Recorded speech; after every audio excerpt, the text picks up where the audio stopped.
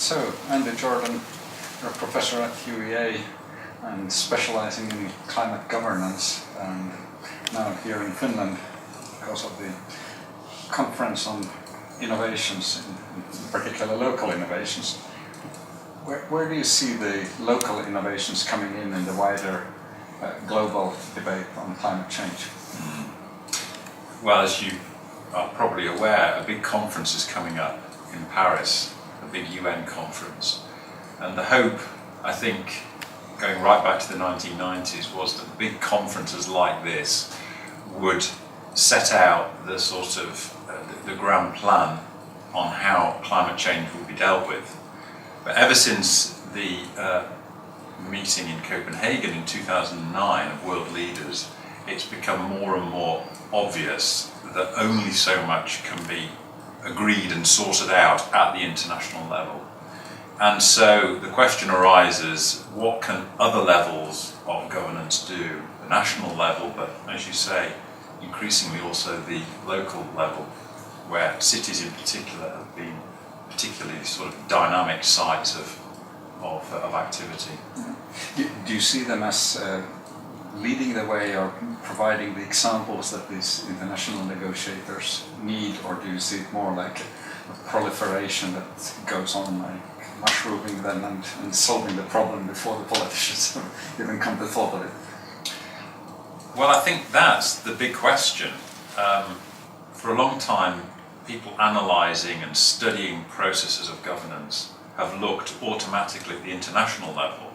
And it's only really in the last 4 or 5 years that analysts have started to realise that many practitioners have already started to take, the responsibility for governing climate change into their own hands. And so in some ways you could say that the academics and the policy analysts are sort of catching up with the way in which the practitioners are operating, particularly for issues of adaptation, so responding to changing climates, as opposed to mitigation, trying to reduce climate change by limiting emissions. Yeah. Where do you see then the state coming in as an enabler of these small and bigger scale experiments? Well, of course, states can do a whole host of different things. They can, of course, make the international agreements at the UN level, and certainly in the EU, the European Commission is very keen on there being a sort of Paris Protocol, again, which sort of sets out emission targets for different countries to achieve. But states can do lots of other things and are doing lots of other things. They're working through international organisations like the United Nations Environment Programme, for example, helping to sort of catalyse and encourage some of these local level activities. And they, particularly as I said in the area of adaptation, which is an intrinsically sort of local issue. Do you also see emerging really on the mitigation side, you see the local initiatives coming up as really dramatically changing the whole discussion about how one could go about mitigation in general?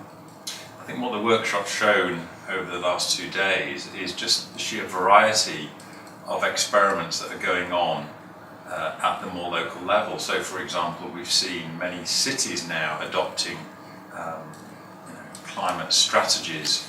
We've seen local energy providers attempting to change to more renewable sources of energy. In Germany, for example, we see localities actually wanting to go 100% renewable, which 10 years ago would have been a remarkable goal even to set, let alone to try and achieve. Yeah. And many other things in development of photovoltaics in Indonesia and India we've heard about. And also on the adaptation side, we've tried to look at and try and understand some of the governance issues which emerge, for example, when dealing with issues like flooding. Yeah, and in particular, as you mentioned, the things that now are also spreading to the developing world, which have been one of the challenges for the whole international negotiations, that what is happening and how, and now it seems that also there you see these local activities coming in and perhaps changing even from that perspective, a more general negotiation. Correct, yes, but the big puzzle, which is I think uppermost in the minds of the politicians as well as the academics, is how do all these different levels fit together? So would we see all these local experiments flourishing if there was no international agreement at Paris? That's one possible scenario. Another sort of possible scenario is actually that these local experiments fill in the gaps of the international agreements, and that if there's no progress at the international level, then actors at the local level wouldn't have the confidence and perhaps the foresight and the confidence, yes, to innovate at the local level. Do you see there's a risk that there will be these kind of local activities that will be an excuse even for then in some cases not to reach a wider agreement, and you have these little nice experiments but that never amount to really a system change? That's right, yes. That is one issue that's run through the discussion over the last 2 days. You know, who's actually engaging in these experiments? Is it pioneers, you know, leading governors and activities that they're trying to promote, or is it actually something that's bringing a whole coalition of many different actors together? And that's a question that I don't think we've got the answer to right now.